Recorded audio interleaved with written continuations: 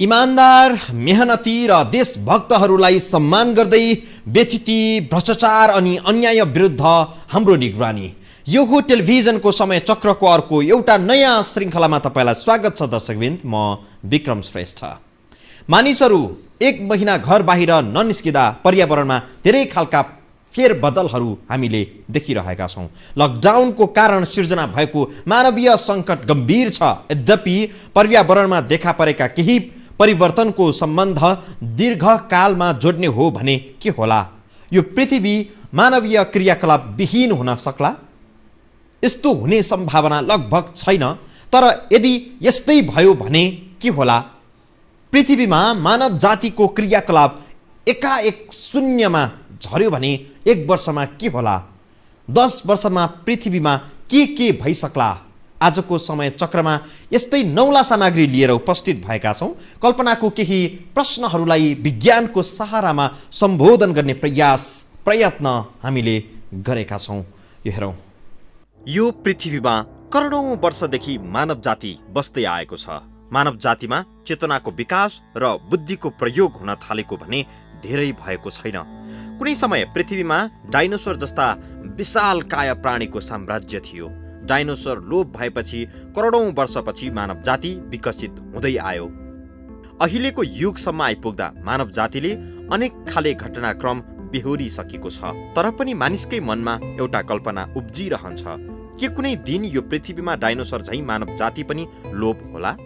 यो काल्पनिक प्रश्नको जवाफ दिनलाई अत्यन्त गाह्रो कुरा हो।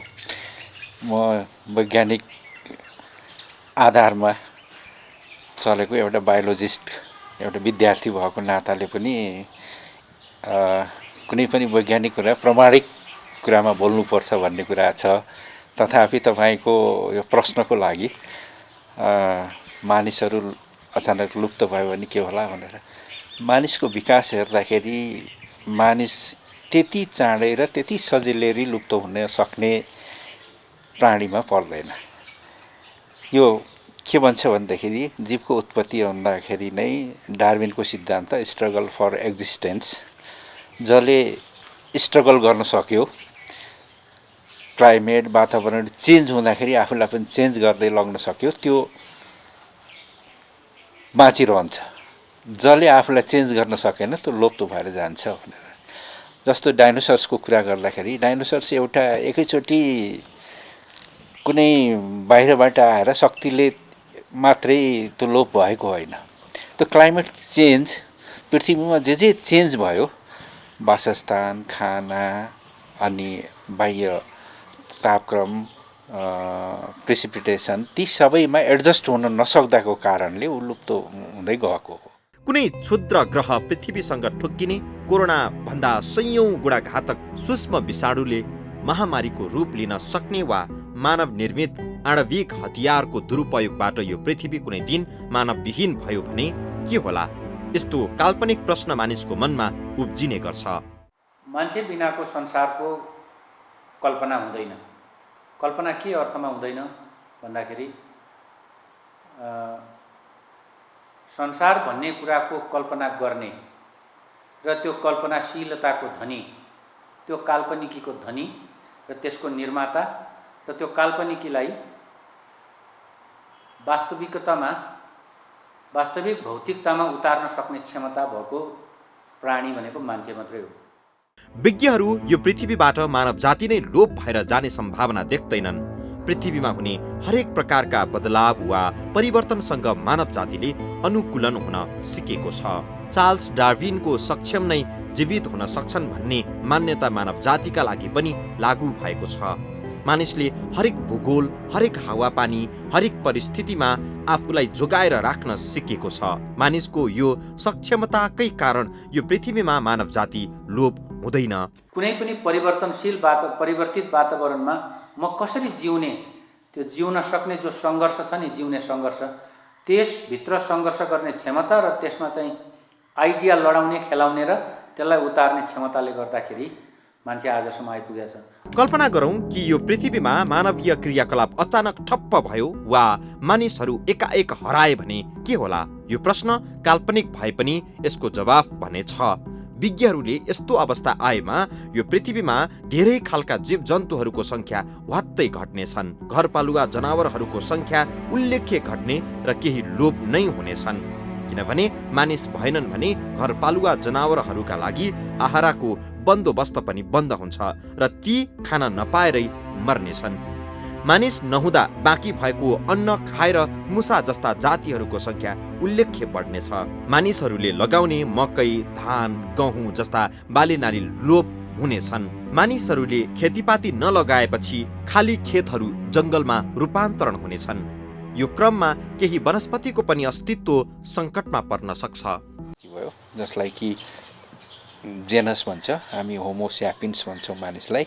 त्यो होमोबाट निक्लेका तिनीहरू हुन्छ, तिनीहरू त लोप भएर नै जान्छन् अन्ततः अरू हुन्छ। तर बाँदर नभएर अरू जीव जन्तुहरू, अरू जनावरहरू जसले कि आफूलाई मोडिफाइड गर्न सके त्यो चेन्जमा त्यो हुनसक्छ, केही मात्रामा हुनसक्छ। आखिरी यो एउटा काल्पनिक कुरा नै भयो र त्यसलाई युगौँ लाग्छ।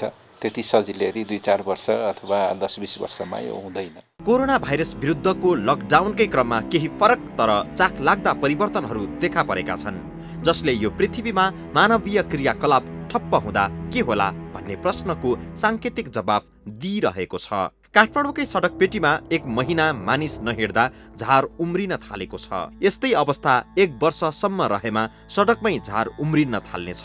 यो क्रम 1-2 दशक कायम रहने हो भने पुराका पुरा सहर जंगलमा परिणत हुनेछ। मानवीय क्रियाकलाप नहुँदा धुलो धुवाँ बन्द हुन्छ, जसले पर्यावरण सफा बनाउन भूमिका खेल्नेछ। वातावरणमा कार्बन नहुँदा केही महिनामै वातावरणमा अभूतपूर्व फेरबदल देखिनेछ। कैयन ताराहरू, तारापुञ्ज, आकाश गंगा पृथ्वीबाट छर्लङ्ग देखिनेछन्। तर त्यो बेला पनि एउटा खतरनाक स्थितिको पैदा भने हुन सक्नेछ। मानिसले आफ्नो लागि भनेर राखेको खाद्यान्न कुहिन थाल्दा त्यसबाट मिथेन ग्यास उत्सर्जन हुनेछ। त्यो ग्यासले वातावरण सोचिए झैं सफा हुन दिने छैन। जति मानिसले प्रोडक्ट गरिराखेका थियो एक ठाउँबाट अर्को ठाउँ लानलाई, खानको लागि, त्यो कुराहरू डम्प भएर बस्छन्, एक ठाउँमा कतै ठाउँमा भएर बस्छन्। आखिरी त्यो डम्प हुँदाखेरि कुहिनुपर्छ तिनी चिजहरू नष्ट हुनलाई, त्यत्तिकै नष्ट हुँदैन। नष्ट हुँदाखेरि के हुन्छ, एक प्रकारको ग्यास निक्लन्छ, जुन कि अहिले भेहिकलहरू नचल्दा, फ्याक्ट्री नचल्दाखेरि कार्बन डाइअक्साइड निस्किएन, अनि नाइट्रस अक्साइड निस्किएन, त्यसकारण वातावरण स्वच्छ भयो भनेर भनेको छ। तर त्यो ग्रुप साइन्टिस्टले के भन्छ भने जब डम्प हुन थाल्यो, त्यो प्रोडक्टहरू ठाउँ कन्ज्युम भएन भने त्यसबाट मिथेन ग्यास निस्कन्छ। मिथेन ग्यास भनेको ग्रिन हाउस ग्यास हो। ग्रिन हाउस ग्यास भनेको जसले कि पृथ्वीको तापक्रम बढाउनलाई मद्दत गर्छ। यदि त्यस्तै डम्प भयो भनेदेखि भोलि बिहान ग्रिन हाउस इफेक्ट बढ्दै जाँदाखेरि वातावरणमा अर्को एउटा नकारात्मक ठुलो परिवर्तन पनि आउन सक्छ। मानवीय क्रियाकलाप शून्यमा झर्यो भने त्यो बेला मानिसले बनाएका जति पनि संरचनाहरू छन् ती सबैमा वनस्पतिले राज गर्छन्। सडक, खेल मैदान, खेत आदि जंगलमा परिणत हुनेछन्। 10 वर्षमै संसारका उत्कृष्ट सहरहरू भग्नावशेष जस्तो देखिन थाल्नेछन्। जस्तो अहिले 1 महिनाकै अवधिमा पनि काठमाडौँका ठूला मलहरू बन्द भएका छन्। ती मलभित्र फोहोर, धुलो जम्मा हुन थालिसकेको छ।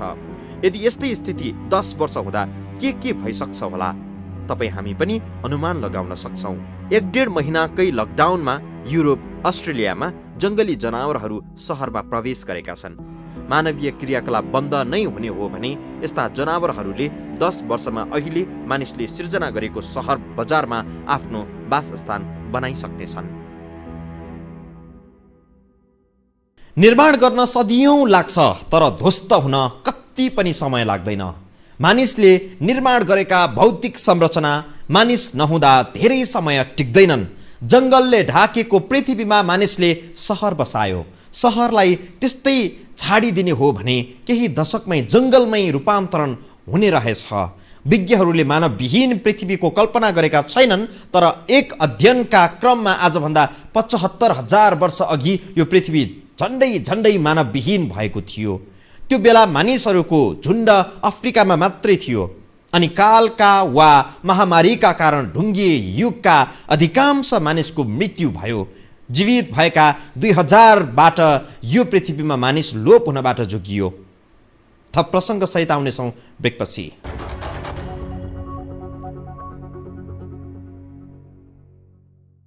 पृथ्वीमा मानव जाति नरहने सम्भावना धेरै कम छ। आजसम्म मानिसले पृथ्वीको परिस्थिति अनुसार आफूलाई परिवर्तन गर्दै आयो। यसकारण मानव जाति पृथ्वीबाट लोप हुँदैन। पृथ्वीबाट मानव जातिलाई चुनौती दिने भाइरस, ब्याक्टेरिया जस्ता माइक्रो अर्ग्यानिजम पनि लोप हुँदैनन्। तर मानिसले त्यस्ता सूक्ष्म विषाणु विरुद्ध लड्ने विधि र पद्धतिको विकास गर्छ। कदाचित यो पृथ्वीबाट एकाएक मानिसहरू हराए भने मानिसले वर्षौं लगाएका बनाएका संरचनाहरू कति समय टिक्लान्? कति सय वर्षमा मानिसले विकास गरेको सभ्यता समाप्त भइसक्छ होला।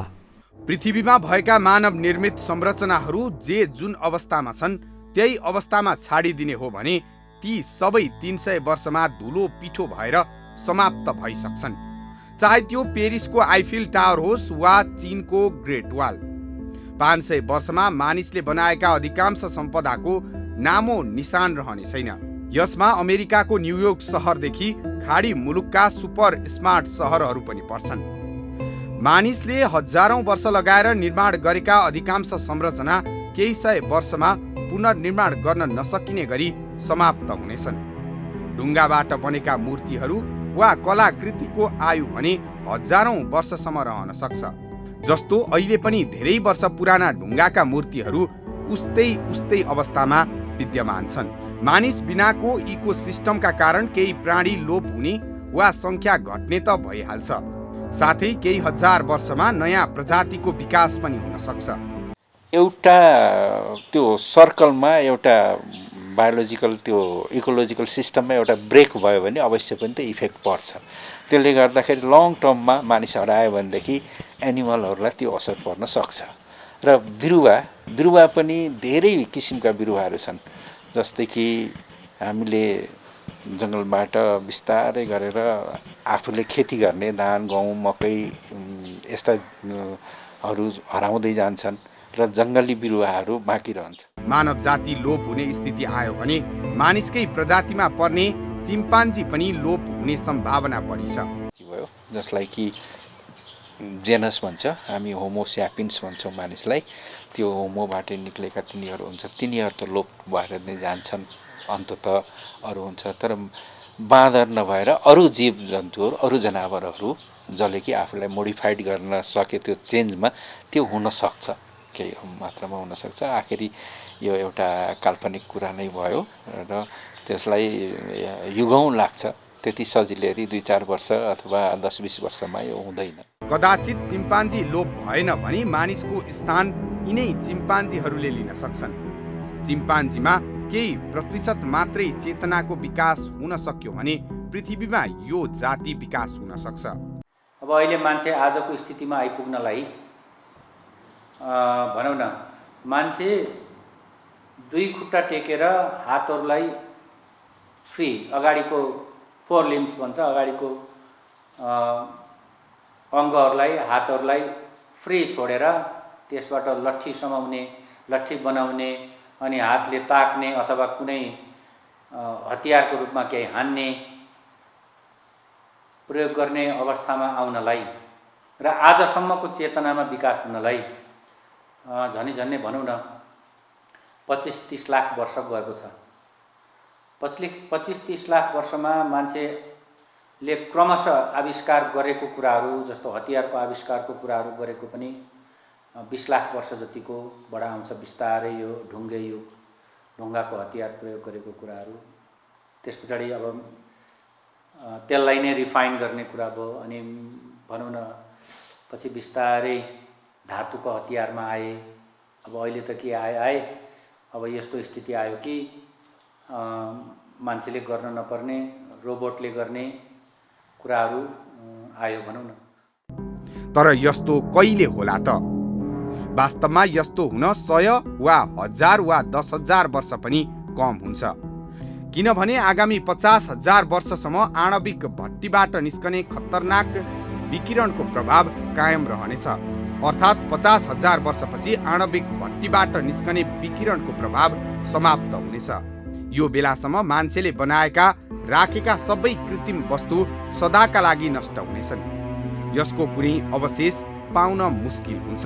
10 करोड वर्षपछि नयाँ चेतनशील जीवको विकास हुन सक्छ। चिम्पान्जीमा हाल भएको 2% चेतना थपियो भने यो जीव मानिस जस्तै बुद्धिमान हुन सक्छ। तर यसरी नयाँ युग सुरु भयो भने पनि यस युगका प्राणीलाई 10-20 करोड वर्ष अघि पृथ्वीमा मानिसले यो हदसम्म विकास गरेको थियो भन्ने पत्ता लगाउन असम्भव प्राय भइसक्नेछ, किनभने त्यस बेलासम्म मानिसले बनाएका सबैजसो सम्पदा माटोमा धुमिल भइसक्नेछन्। मानिस नभए यो पृथ्वीको जमिनको सबैजसो भाग छोटो समयमै जमिनले ढाकिसक्नेछ। 20-40 वर्षमै खुला मैदानहरू पनि वन जङ्गलमा परिणत हुनेछन्। वनस्पति र जङ्गली जनावरहरूको नयाँ साम्राज्य सुरु हुनेछ। मानिस पछि अर्को पशुपक्षीमा चेतनाको विकास हुन कति समय लाग्छ यो अनुमान गर्न पनि निकै गाह्रो छ। थप प्रसङ्ग सहित आउनेछौँ ब्रेकपछि।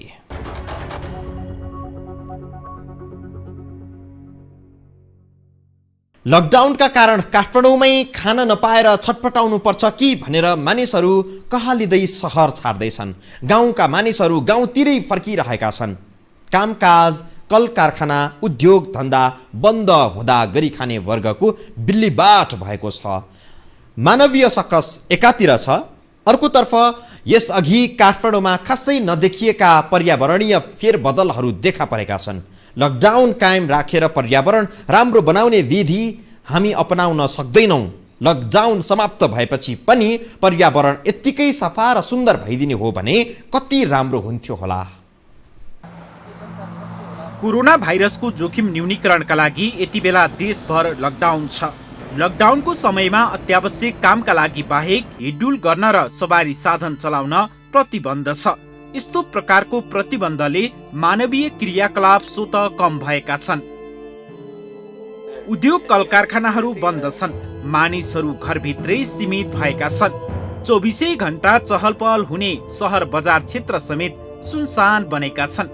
Disco, dance bar, cinema hall, दोहोरी साँझ बन्द हुनु, सवारी साधन ठप्प जस्तै हुँदा ध्वनि प्रदूषण हुने कुरै भएन। हावामा धुलो धुवाँ पनि धेरै कम भएको छ। फुटपाथमा समेत मानिसहरूको हिँडडुल कम भएको छ। सधैँ धुलामै हुने सडकहरू अहिले सफा देखिन थालेका छन्। मान्छेहरूको चहल पहल नभएपछि फुटपाथमा झार र बिरुवाहरू उम्रिन थालेका छन्। वातावरण हराभरा देखिन थालेको छ। सबैभन्दा प्रदूषित राजधानी काठमाडौँमै अहिले सडक दायाँ बायाँ रहेका बोट बिरुवा र बगैँचाहरूमा रहेका फुलका बोटहरूका पात र पालुवा हरिया र सफा देखिन थालेका छन्। लकडाउनले प्रकृति पुरानै अवस्थामा फर्कन थालेको छ।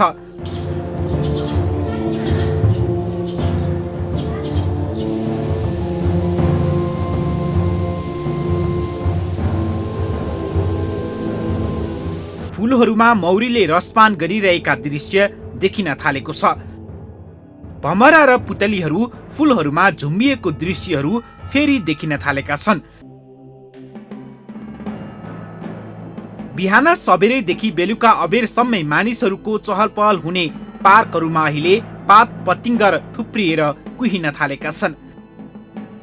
त्यहाँ झारहरू उम्रिएर हरियाली छाउन थालेको छ। मान्छेहरू र सवारी साधनको आवाजले प्रदूषित हुने पार्कहरूमा अहिले चराचुरुङ्गीका चिरबिर सहितको मिठो आवाज सुन्न पाइन्छ।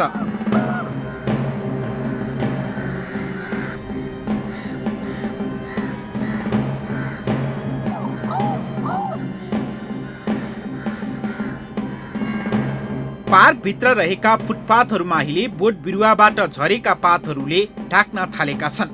पातमा मानिसहरूको हिडडुल नभएपछि त्यहाँ झार र बोट बिरुवा उम्रिन थालेका छन्। सधैँ तुवालो धुवाँ धुलोले ढाक्ने काठमाडौँका आकाश अहिले खुला र सफा देखिन थालेका छन्। डाँडा काँडाहरू हराभरा देखिन थालेका छन्। लकडाउनको 1 महिने अवधिमा प्रकृतिमा यति धेरै बदलाव आएको छ। वायु प्रदूषणको मात्रा ह्वात्तै घटेको छ। अहिले काठमाडौँको वायु मापदण्ड भन्दा पनि बढी स्वच्छ भएको जानकारहरूले दाबी गरिरहेका छन्। लकडाउन हुनु अघि बिहान घरबाट हिँडेको व्यक्ति बेलुका फर्किँदा धुलो र धुवाँले चिन्नै नसक्ने हुन्थ्यो। एक दिनमै कपडा मैलो र फोहोर भइसक्थ्यो। अति आवश्यकीय क्षेत्रका कामदारहरूले अहिले प्रत्यक्ष महसुस गरिरहेका छन् कि यो बेला कपडा पहिले झैं एक दिनमै फोहोर हुँदैन। मानवीय अतिक्रमणका कारण आफै श्वास फेर्न बिर्सिएको प्रकृतिले पुनः स्वच्छ श्वास फेर्न सुरु गरेको महसुस गर्न सकिन्छ। यसरी सरसर्ती हेर्दा वातावरण स्वच्छ, सफा र हराभरा देखिन थालेको छ। लकडाउनले मानिसलाई अन्याय भए पनि प्रकृतिलाई भने निकै फाइदा पुगेको छ।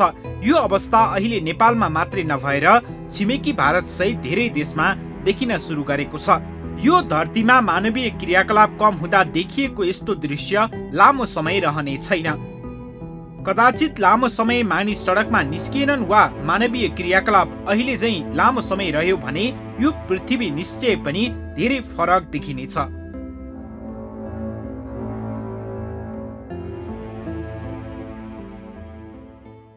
लकडाउनका कारण नेपालमा मात्रै होइन, प्रदूषणले आक्रान्त भारतका कैयन सहर पनि सफाचट भएको खबरहरू आइरहेका छन्। सहर सफा गर्न लकडाउन गर्न सम्भव छैन, तर लकडाउन खोलेर पनि सहर सफा राख्न सम्भव छ। यो विधि लकडाउन भन्दा कैयन गुणा सस्तो पनि हुन्छ। घना बस्ती, सवारी साधनको उस्तै चाप भएका कैयन सहरहरू सफा छन्। यसकारण हामीले पनि अहिलेको जस्तै सहर सफा राख्न सक्छौँ। यसका लागि स्वार्थ सिद्धिका लागि अपहरण संस्कृति होइन, हरितकरण संस्कृतिको विकास गर्न आवश्यक हुन्छ।